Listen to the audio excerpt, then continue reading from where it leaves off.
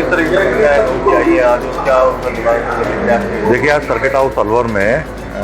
जन सुनवाई कह लीजिए या आम जनता से मिलने का एक कार्यक्रम तय किया गया था।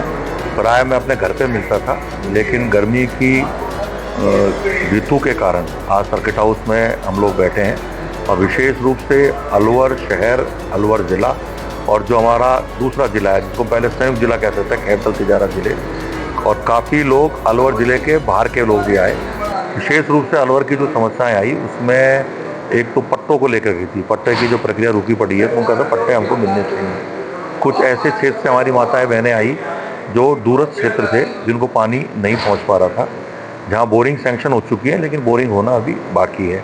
उसके साथ साथ जो सड़क का निर्माण को लेकर भी लोग आए और कुछ बातें जो पुलिस से रिलेटेड थी, कुछ बहुत सारे लोग जो अभी परिसीमन चल रहा है पंचायतों को लेकर, ग्राम पंचायतों को लेकर के, उसको लेकर के भी अलग अलग विधानसभा क्षेत्र से लोग आए हैं। उसको लेकर के जो राज्य सरकार से या जयपुर से संबंधित काम थे, संबंधित अधिकारियों को तुरंत फोन करके उनको निर्देशित भी किया गया और उनके साथ साथ उनके व्हाट्सएप पर उस पत्र को सीधा ही व्हाट्सएप पर डाला गया। जो हमारे शहर से रिलेटेड जो भी समस्याएं थी या जिले से रिलेटेड थी, संबंधित अधिकारियों को दूरभाष पर निर्देशित किया गया और प्रयास ये किया गया कि उसके मोबाइल पर हाथ के हाथ वो कागज़ भेज दिया जाए। कुछ ऐसे कागजात जो सोमवार को ऑफिस खुलेंगे जब भेजा जाएगा। प्रयास ये रहा कि जो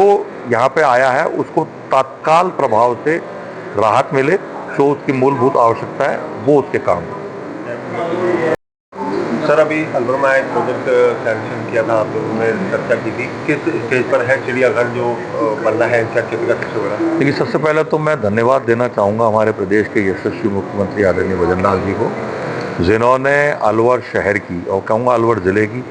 बहुप्रतीक्षित मांग, जो हमारा एक बायोलॉजिकल पार्क की मांग थी, उसको उन्होंने 25 करोड़ की राशि दे करके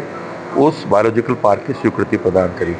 साथ ही साथ मैं धन्यवाद देना चाहूँगा हमारे सांसद और केंद्रीय मंत्री आदरणीय भूपेंद्र यादव जी को, क्योंकि इस प्रोजेक्ट को लगाने के लिए भारत सरकार का जो वन विभाग है और जो जू अथॉरिटी, उसके एनओसी की आवश्यकता पड़ती है,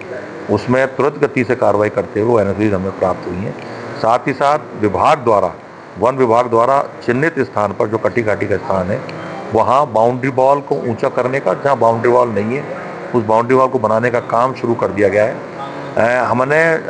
वन विभाग ने जिला कलेक्टर महोदय को आग्रह किया था, क्योंकि अभी बायोलॉजिकल पार्क स्वीकृत है, दूरगामी में हम यहाँ पे लॉयन सफारी भी लाएंगे। उसको लेकर के हमने उनसे आग्रह किया था एक्स्ट्रा ज़मीन आवंटन के लिए। माननीय कलेक्टर साहब ने त्वरित गति कार्यवाही करते हुए उस ज़मीन का आवंटन का काम भी किया है और मुझे पूरा विश्वास है, और विश्वास ही नहीं, मैं दृढ़ निश्चय से कह सकता हूँ कि एनसीआर क्षेत्र का सबसे बड़ा बायोलॉजिकल पार्क अलवर शहर में बनने जा रहा है, जिसमें अलग अलग जानवर, चाहे वो टाइगर हो, चाहे लेपर्ड हो, अलग अलग प्रजाति के जानवर, वन्य जीव, रेप्टाइल्स, उसके साथ साथ हमारे यहाँ पे बटरफ्लाई पार्क भी बनेगा और ग्रीनरी के हिसाब से, चाहे हमारे वो ये जो आयुर्वेदिक औषधि के वाले जो पौधे होते हैं, उसके अलावा अलग अलग राशि के हिसाब से पौधारोपण। भावार्थ ये है कि 30% तो बायोलॉजिकल पार्क का निर्माण होगा, उसी बायोलॉजिकल पार्क में 70% ग्रीनरी को ध्यान में रखते हुए विकास का काम करा जाएगा और अलवर शहर के लिए एक अनूठी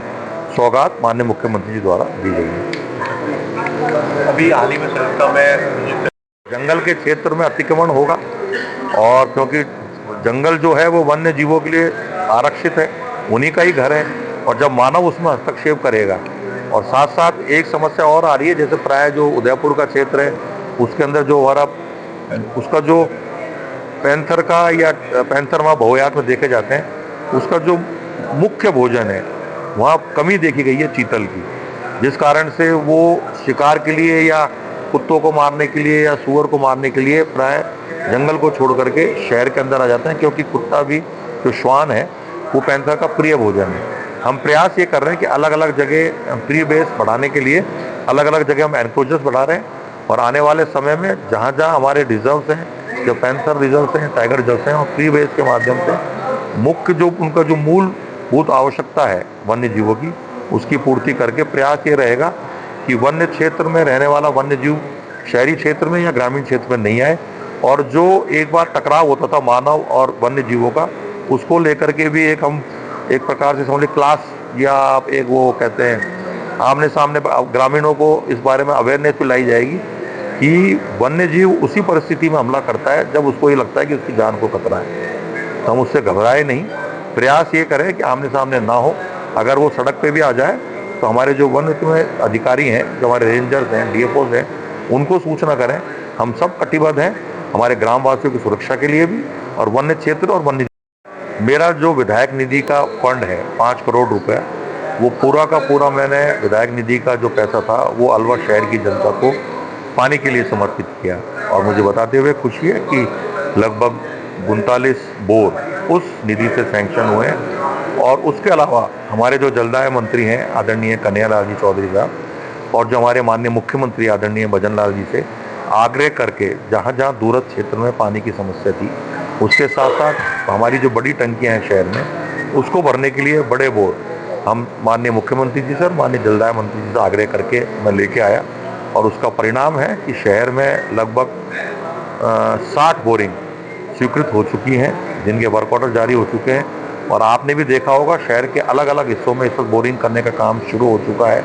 और ईश्वर की कृपा है कि हर बोरिंग में अच्छा पानी भी आ रहा है। जहाँ बोरिंग हो चुकी हैं उसका मिलान का काम चल रहा है। प्रयास ये है कि गर्मी शुरू हो चुकी है, लेकिन गर्मी अपना भीषण रूप दिखाए उससे पहले पहले इन बोरिंग के माध्यम से पानी की सप्लाई शुरू हो जाए और जो टेल एंड पर मकान है उनको भी पानी मिले। इसके लिए जिला प्रशासन हो,